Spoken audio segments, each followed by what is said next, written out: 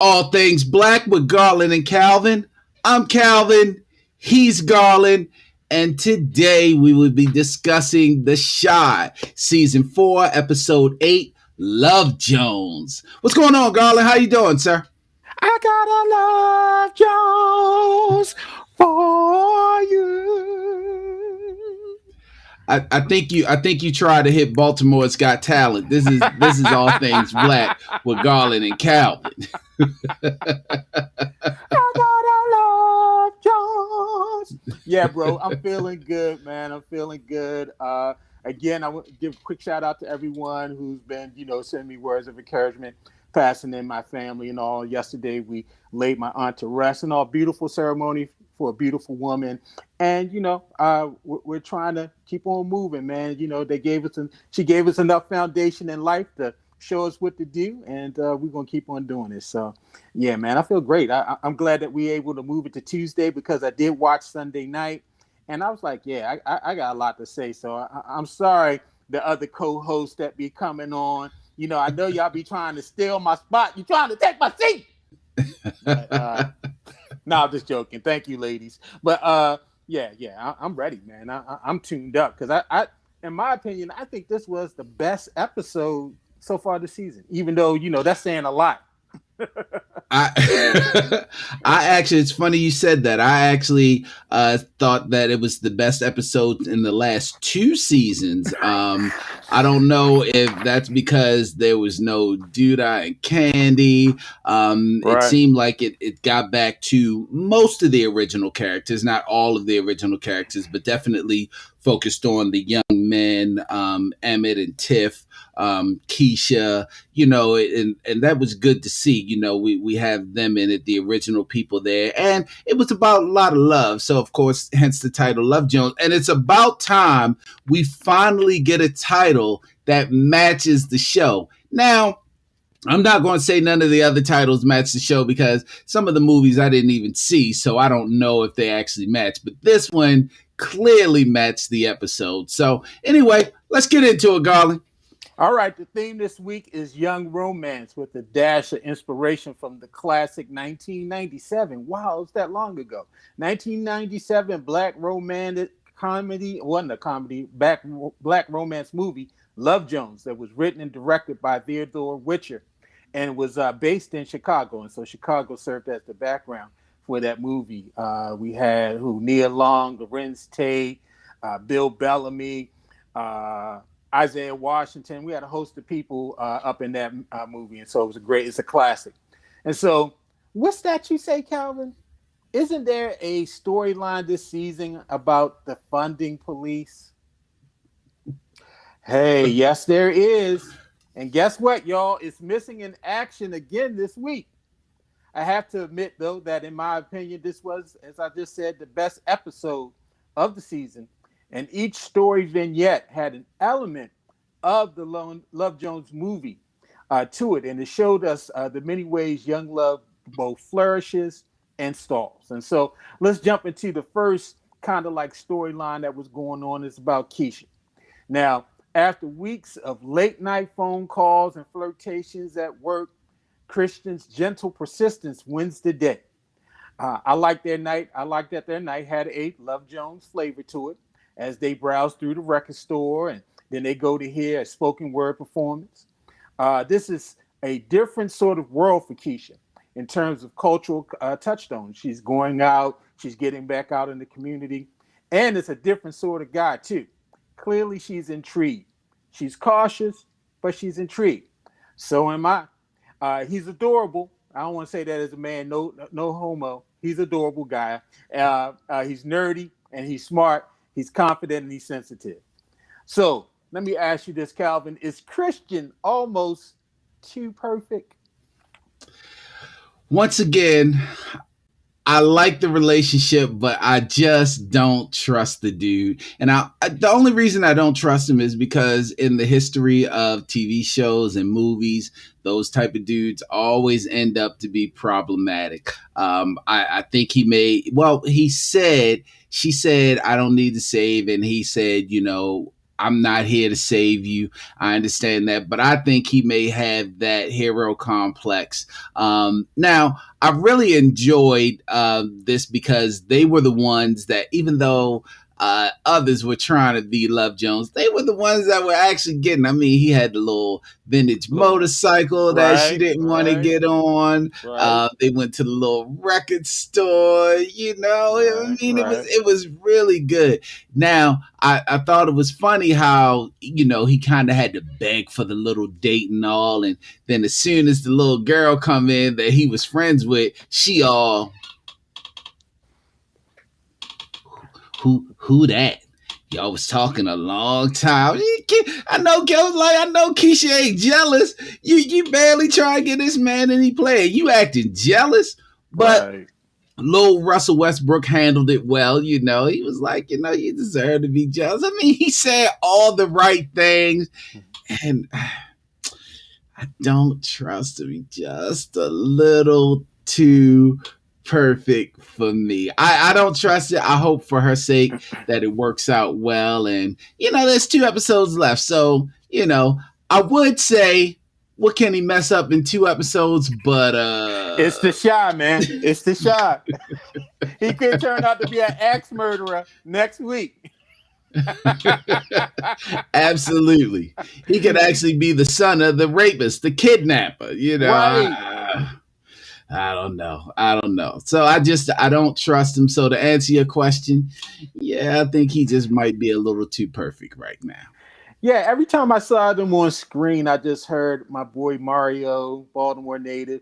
You should let me love you. Let me be the one who. Yeah, he was definitely playing up on the, I'm different. I'm not like these other guys that you've been with.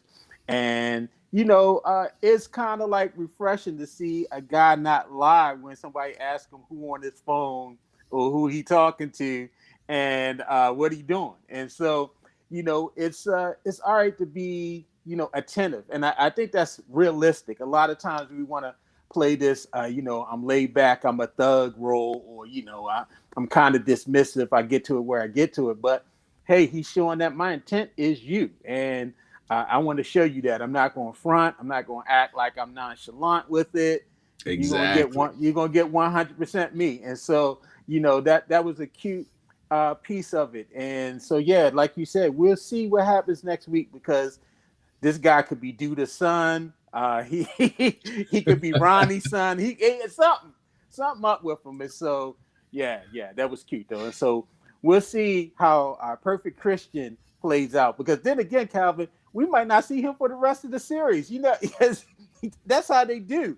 That's how they do. We seen him for the first couple episodes. We might not see him until the season finale if we do see him.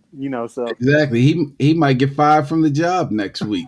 I right, see Glenda asked if she was going to keep the baby. Better question is, well, it's not even a question. No, she didn't kept the baby. Like right. that's clear. She didn't already snatch took back. I mean, it ain't no. She done already took that baby. I mean, we could call Keisha an Indian giver at this point because she done already Right. took that baby back. I mean, that's hers right now. Yeah, he got a ready-made family. He gonna be stepdaddy or whatever happens with that. So yeah, Hmm. he about to be a new father. And so congratulations to Christian and Keisha, who's finding some love, who's learning to trust, even when she felt that anxiety attack. Homeboy was there. Let me hold you. Let me put you in my arms, boo. And so yeah. God bless him. All right, teenage drama. Papa and Maisha's faltering romance took center stage this week, with Papa hosting a party for Maisha despite their sort of breakup. I thought they were done, but it's the shy. It never ceases to amaze me how these kids are able to find places to party without any adults lurking around. I this is like some old like Scooby Doo or something. It's like no parents live in this town or something. But anyway, man, we keep on going. It's like it's devoid of parents, and so we saw more of the Kevin, Gemma, and Jake triangle. It's a love triangle right there. As Kevin tried to manage his feelings between wanting Gemma back and wanting to move on. As a matter of fact, he's just going around telling people, hey, if you had to pick between being friends with me or being friends with Jake, who would you pick? I mean, this thing is really hurting him to his core. And so the kids segments are usually the best part of the show for me, and I know you said that too, Calvin. But during this episode, I found myself questioning the dialogue and the realizations made by these teens. I mean, they just teenagers, but wondering whether they made it fit for the episode's relationship theme, which of course they probably did. And so let me ask you this: what do you make of this storyline, the whole Kevin, Jake, and Gemma? Because we saw Kevin and Jake kind of bury the hatchet. I like what Trig said to him, like, yeah, you stepped on your boy. You did your boy dirty, and kind of, like, yeah, you ain't right. You need to make amends for that. What do you think with this storyline where it's going? I actually think so. I think we talked about it last week. I think Kevin is actually probably the realest character on there because he's literally going through this heartbreak and he continues to start the clock over and over because everyone knows when you get your heart broken, the only thing that's going to heal it is time. And the only way to get that time is to get yourself away from it. But you always got to dip back in real quick. You always got to see what's going on. So he goes back and I just don't want you to be hurt. And asking people, who would you pick, me over? If I wasn't your brother, who would you pick? Me, he keeps starting that clock over and over and over. And we've all done it. So I think he's the realest character on there. The relationship between him and Jake is actually real too, because guys, we do that. Like women are a little different. When women do one another wrong, they might not speak to each other for another 30 years. Guys, right. We'd be lucky if we get 30 days out of it not speaking to him. That's still my boy either way. Right. There's some things that are completely unforgivable, but usually when it comes to girlfriends, you pretty much eventually get over that, So now the only thing, the one highlight that I had in this was when Jake was talking to Trig and he said, well, you did the same thing to Rashad. Why would you pick Amani over Rashad? And he was like, well, that's my wife. Yeah, and it's not a comparison. There's no comparison there. Like, and I don't think Trig really got into that enough. Like when a guy comes and disrespects your home and disrespects your wife, you definitely have to cut that off. You cannot, it's not the same as you taking the guy's a teenage girlfriend, because like they say, anything before 18 doesn't count anyway. So in 20 years, that doesn't matter. But so the bodies you accumulate before 18 don't count? No. No.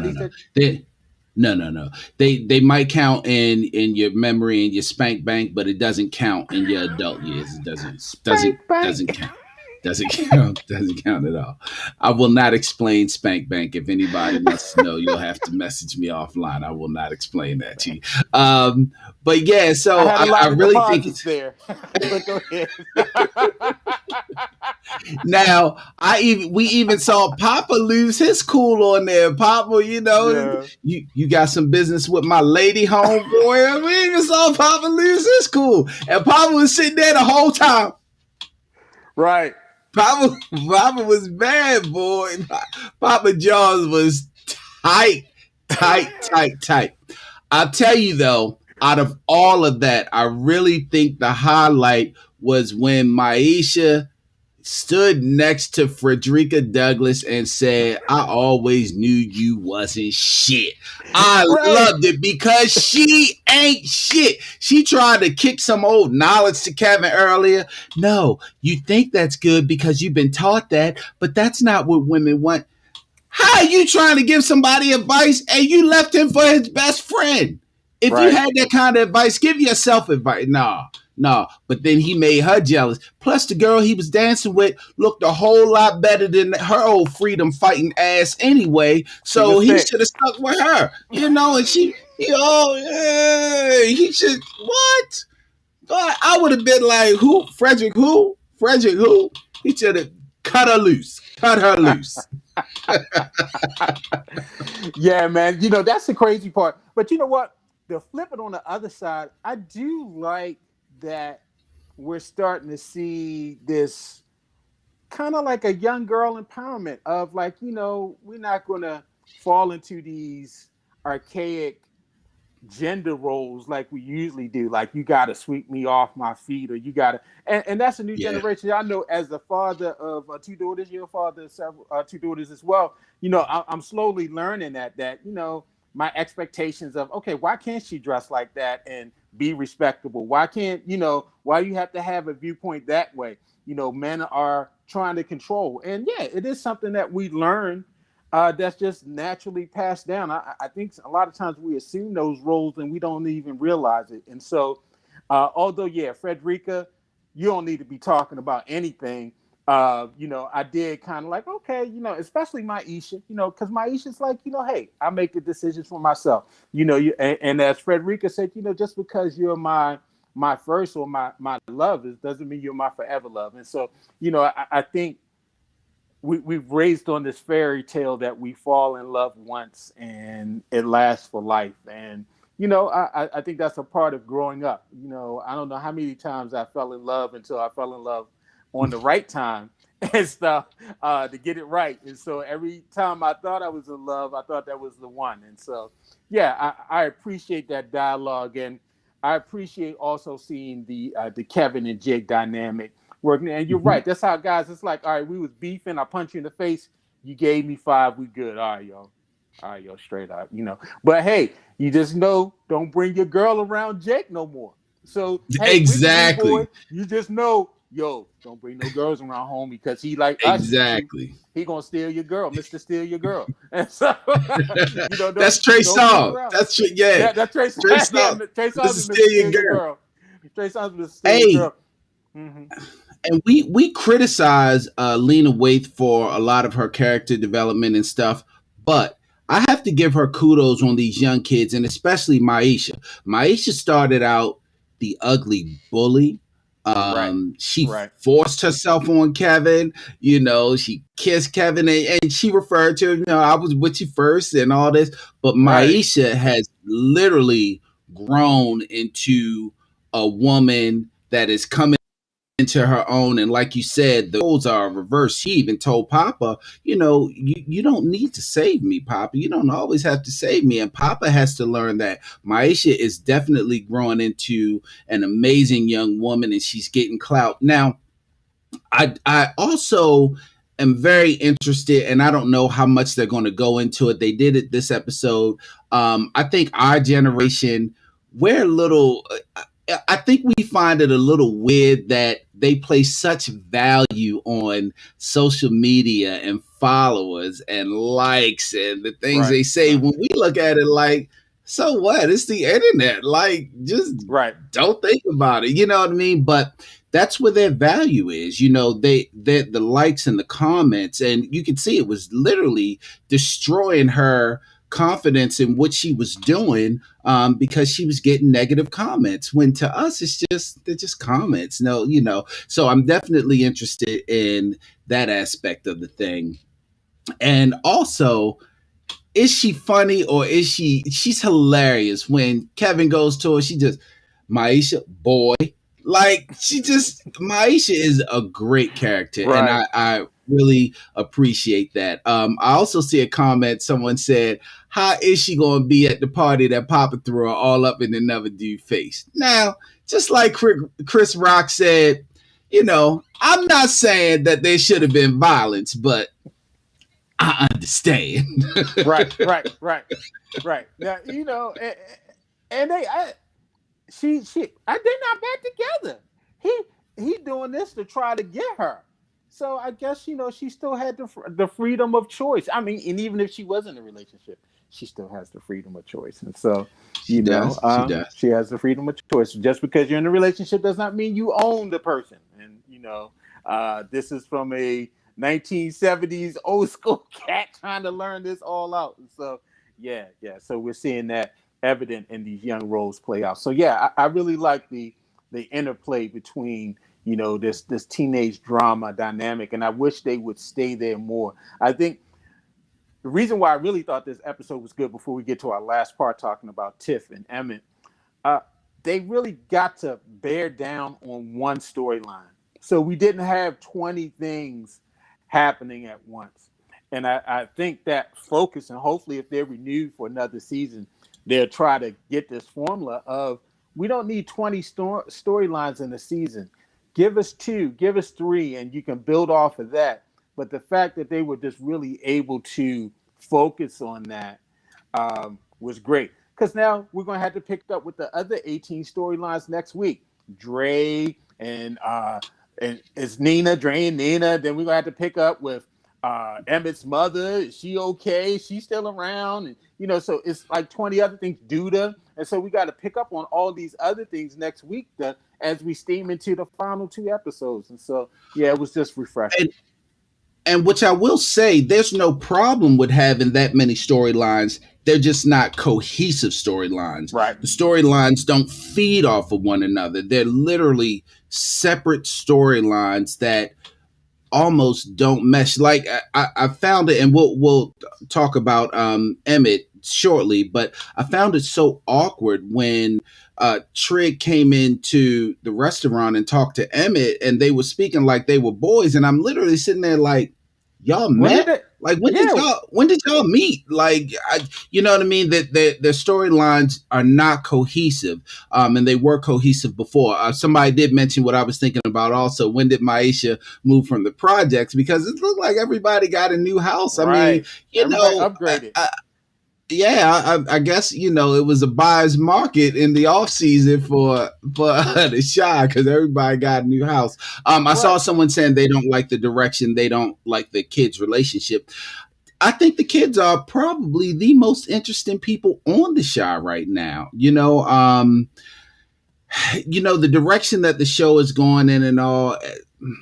We've talked about it being a flaw. Someone did mention when Brandon left the show, it did throw it into a hiatus, which it did, and I think they're still recovering. Last season was a total mess, we thought. Right. This season is a little better. It started off promising, but it still seemed to be going in weird directions. So I think we're holding on what we can hold on to. And right now, the kids are the most interesting. I feel like they're the most interesting characters on there, and their relationships and their dynamics are the most interesting things on there. I agree with it. All right, so let's get to our last subject. Everything is not for everybody. All right, so after Tiff spends the night with Dante, Emmett, he's in a bind. After talking to Trig about his marriage, Emmett and Tiff put a little spice into their night by cosplaying Lorenzo Tate and Nia Long in the movie Love Jones. But ultimately, Emmett was hoping to convince Tiff to abandon their open marriage and make a return back to monogamy land. And so, do you think this ultimatum from Emmett will be the end of their marriage? If it's not, it should be. So it's clear that Tiffany wants to stay in this relationship, this open relationship that they have. But more than that, it feels like Tiffany wants to stay with this dude. Being in an open relationship is one thing, but I think Tiffany has a completely separate relationship with this other guy. And because of that, I don't think she wants. I think she wants the best of both worlds. And where I was, agreeing with Tiffany that Emmett has messed up so much, there comes a point where you got to make a decision. And Emmett's made his decision. Now it's time for her to make her decision. And it seems like she doesn't want to leave the other guy. So yeah, Emmett's got to move on, bro. You can't be on the phone and hear this dude in the background trolling you, like literally, yeah, she ain't coming home. Don't come get her. She all right. She'll see you in the morning. Like, nigga, what? Like, are you serious? Like, that was a little too much. And see, if Tiffany really loved Emmett, she would have to check that. She would have to be like, listen, the situation, but when I call him, you can't be in the background doing that kind of stuff. You know what I mean? And for her to allow that shows the level of respect that she has for their relationship, the relationship with her and Emmett. And I did not like that. That completely, and I was a Tiffany fan, that completely turned me off from Tiffany right there. That was absolutely, utterly ridiculous and unnecessary. You know, I've said it in the past. To me, this is the most unrealistic, undeveloped storyline of this season. They just threw this in for titillation because this is just a hot thing right now. Open marriages, open relationships. It's finally got to black people. I mean, we've been doing it, but we ain't have a title for it. It was just Daddy was a Rolling Stone. And so, we have this thing, and they just let's just throw it in here. It's arbitrary. It's like the whole thing of Nina going out and cheating on Dre. Why? Let's just throw it in here. It's titillating. And I know I've never been in an open marriage. I've never been in an open relationship. But I know daggone well that's not how they work. Your spouse is not going to be out with the other person, and the other person, like you're saying, is trolling on the phone, or you're checking in trying to see where they are. You have rules, you have dialogue, it's communication, it's understanding, it's setting ground rules, it's setting, limits. And it's like this is a limitless type of thing that makes no sense.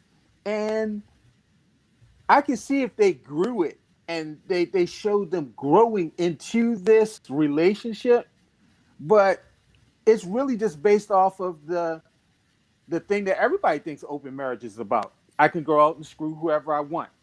Mm-hmm. And I think if you do the work and you see open marriage is not just about having the freedom to sleep with other people. It's bigger than that. And but that's all that Lena and the show writers have given us this season is it's just it's a sexual freedom. It's an open door for you to screw. And I don't care about feelings. We don't care about, you know, supporting a relationship that, usually when people talk about open marriages, it's a part that makes their relationship whole. But this is breaking up the relationship. It's doing the opposite. And it's doing that because it's just, it's like they're making it up as they go. And I think this is just very frustrating. I think they could have really did this storyline justice if they put in some time and work in doing it. But, we're getting messed. Yeah, and someone just mentioned that Swing It may have been a better storyline, and it Right. absolutely probably would have been a better storyline because it seems like Tiffany is just interested in the sex, but she's only interested in the sex from this one guy. It's just it feels weird, and it's making Emmett grow up. It's making Emmett, decide definitely what he wants, but Emmett is an original character.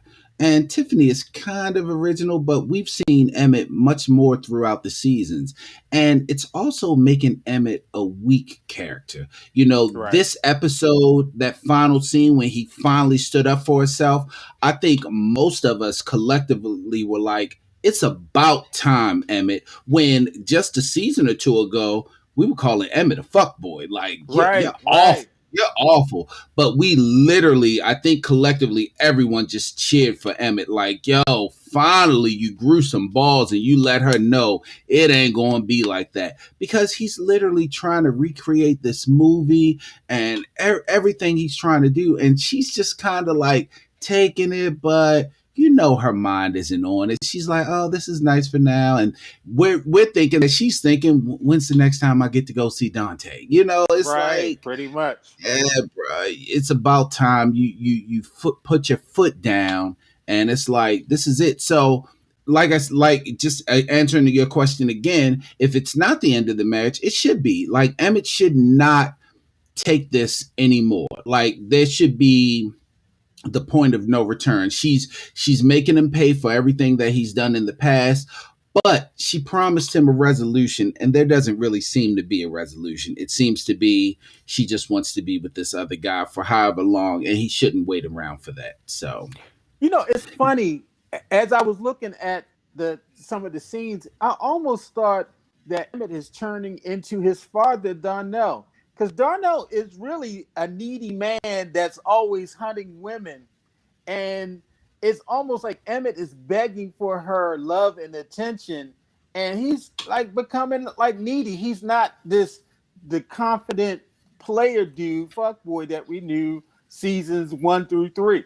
And yeah, it's definitely a change, but I don't think it's a change for the better. I just think this storyline is just it's underserved by how they've played this out. So such is life. Well, I think the underserved part is definitely the open relationship, but the storyline itself, I think we've watched Emmett go from this player to this Mm-hmm. getting the woman he wants to literally getting broken down, and now he's starting to build himself back up. I don't actually think the storyline on him is that bad. I just think that the situation, the open relationship part is the bad part. But we're literally watching Emmett grow back up, and now he's building that confidence back up. Now I will say, I don't know if whoever wrote this ever actually saw the movie Love Jones, because if your favorite part of Love Jones is I got the CD for you, then you completely missed the movie, because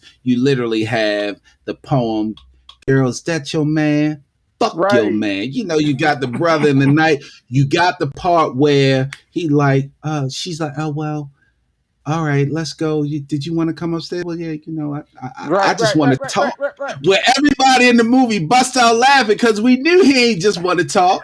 But when he Right. finally got up there and she was like, "Well, I want to wait," he was like, "You ain't got to wait. I want mine right now. You ain't got to wait to give me mine." Those are the best parts of the movie. Like giving the CD. Come on now. They Right. must not have seen Right. the Right. Yeah. Everybody get bust out laughing like, oh, I just gonna come up and talk like, oh, God, dude. Yeah, that was funny. So yeah, y'all, that's what somebody we think mentioned about that this we episode. somebody mentioned that we haven't seen Donnell. Yeah, we do need to see Donnell because he is absolutely hilarious. We haven't seen him in a Right. couple weeks. Since he had that And cookie. someone also mentioned everything that's controversial they are trying to throw into this season, and they literally are trying to throw it all into this season, because even though we were talking about the defending the police, which seems to be the overwhelming theme in this, the one thing they never dealt with is actually getting justice for Jake. I mean, yeah, Right. Jake wasn't killed, but he beat Jake's head. Well, maybe they did get justice because Trig did kill the officer in the second episode, and I guess ain't nobody But really Calvin, looking this for the was the officer. They whole must not have liked premise him. of the defund the police thing. Was Jake getting beat up by the police? That was the whole premise of it. And we forgot. I forgot all about it until you just mentioned it. I forgot that Jake got beat up. We forgotten that storyline. Jake got beat up. They Jake got killed beat the up by the police police. officer. Ain't nobody looking for the killer of the police officer. Like, here in Ain't Baltimore, they nobody shut looking down the whole for neighborhood. right. Ain't nobody looking for Brandon Mother. She shot the mayor. Come on, man. Come on, man. Yeah, anyway. Go ahead, bro. Close this out. Hey, man, but I did think this was probably, as I mentioned, the best episode in 2 seasons, because I thoroughly enjoyed the movie Love Jones, and I really enjoyed the nostalgia of that movie in this episode. It was just a good episode, It was a good and episode. again, maybe it's because Dude I wasn't in it. Maybe it's because Dre wasn't in it. Not that they're necessarily bad characters, but as we just talked about, those storylines are all over the place and they're not cohesive. This actually gave us a foundation, which is the movie Love Jones, and everything fed off of that. Right. Even down to the conversation that Papa, Kevin, and Emmett were having in the restaurant when they were clowning one another. They clowning Papa, and Papa like, "Don't tell my business." They clowning Kevin when Kevin like, "You Right. think I should try to get back with Gemma?" And by the way, Gemma still looks like the girl from Good Times that Michael was seeing. I can't remember her name right now, but Yeah, she yeah, still looks yeah, like her. yeah. We talked about that last season, but she still looks like her. Oh, Frederica. Anyway, anyway, so that was the Shy seasons 4, episode 8, Love Jones, and they have 2 episodes left. And we're gonna have to talk about what we want to do after that. I know someone asked about if we were going to do Raising Canaan, but I don't think you've seen. Have you seen all the powers and everything? You have to see all of those to do that. Have you seen those, Garland? I did not Okay. see the what was Ghost's son. I didn't see that season. Oh, Tariq's episode, Tariq. Yeah, Tariq series. So it's Cinema I'm gonna HD catch on the up. Power Stick. You can watch Yeah, it. Cinema You can HD. watch it all. So maybe that's something we can do. We still got 2 weeks to think about that. Also, this Thursday, Garland left, but anyway, this Thursday we are doing our music battle. I finally get the chance to get my belt back that was stolen from me by Garland and his friends. We're going to do a music battle this Thursday at 7:30. We will give you the details and let you know what it's about. Actually, we can let you know what it's about now. Garland calls it yacht music. It's what we call 80s music, 80s white boy music that you would normally see on MTV. So we're going to be battling the best songs of that. So we definitely want you all to come to the Zoom and vote for that. We definitely want you to vote for me because Garland doesn't care. You can see he left. He doesn't care if you vote for me or not. He doesn't care about that.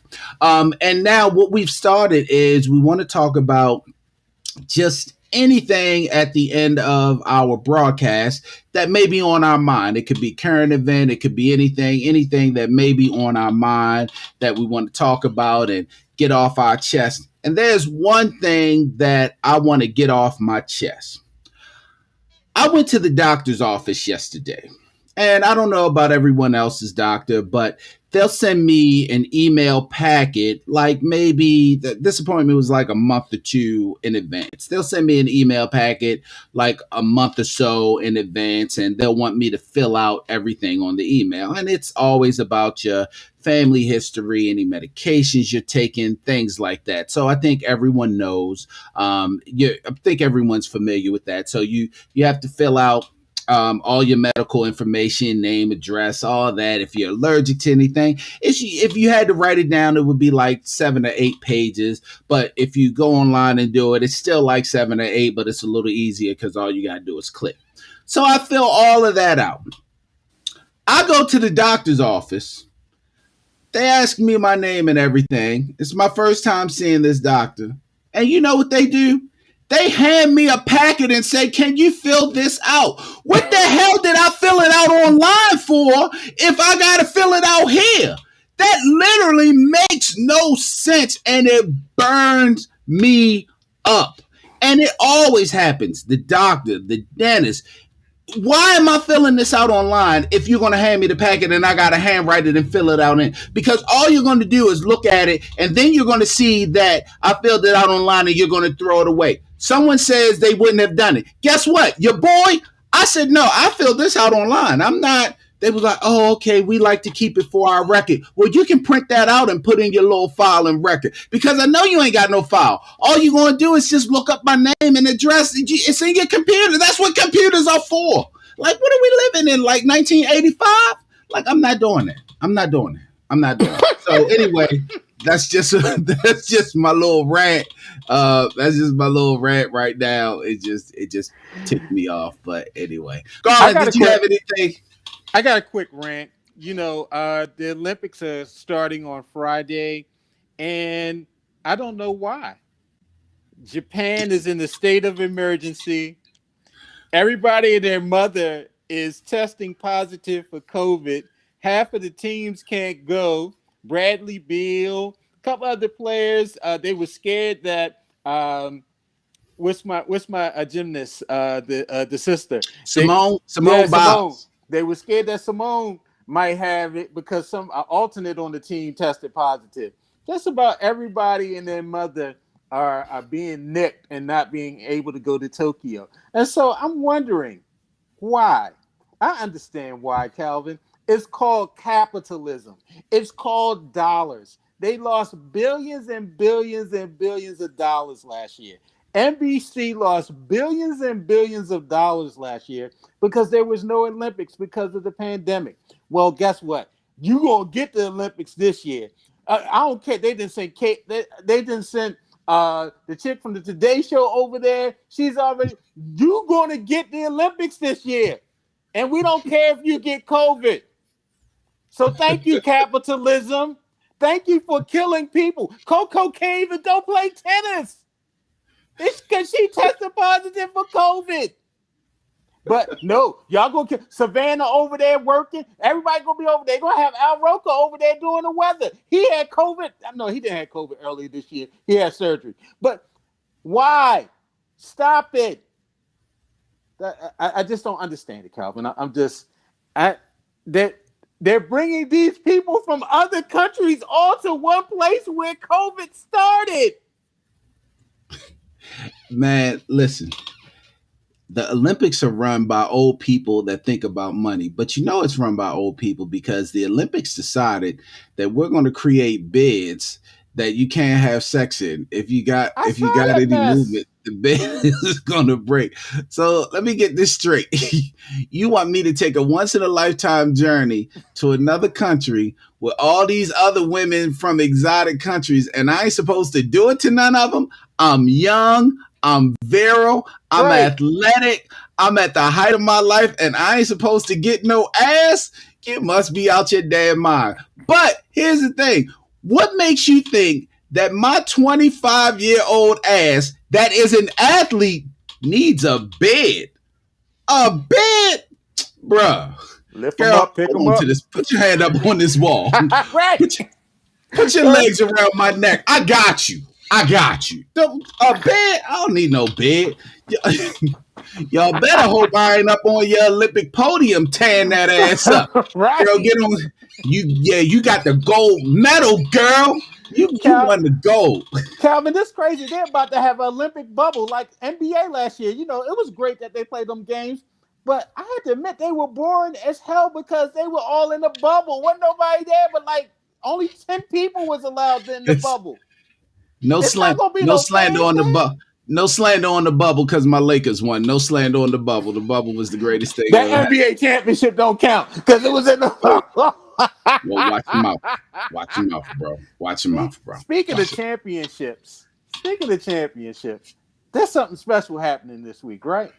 Yeah, I told them on Thursday that I'm going to get my belt back. I mean, if you want to add something to it, please do. I told them Thursday that I'm going to get my belt. You guys show it? Yeah, I just want to let y'all know on Thursday something special is happening. We're going to have some great yacht rock, soft rock. You know that stuff you grew up on MTV before they stopped playing black people on MTV. You know all them songs. You know that Tears for Fears and all that stuff. You know those songs. So you're going to have a great night with us. I'm getting a call from the producer that we got to go now since you want to keep showing this belt. It's time for us to go now. So we definitely want everyone to join us Thursday when I win my belt back, when what Garland calls yacht rock. We'll be playing that, so we want you to pick the best songs there, and that'll be Thursday at 7:30. Definitely look for the Zoom link that I will put in the group, and some people actually call and text because I definitely want you to come. But once again, this is All Things Black with Garland and Calvin. I'm Calvin. He's Garland. I'm the belt. I'm gonna see y'all. I'm looking forward to Thursday. Y'all be safe. We see what happened with the shy. Take it easy. Hey, we will see Hydrate. you. We will see you on Thursday. Everyone have a good evening. Stay safe. Goodbye. Hey, Grandma. look, Ron. Bye, Grandma. See y'all.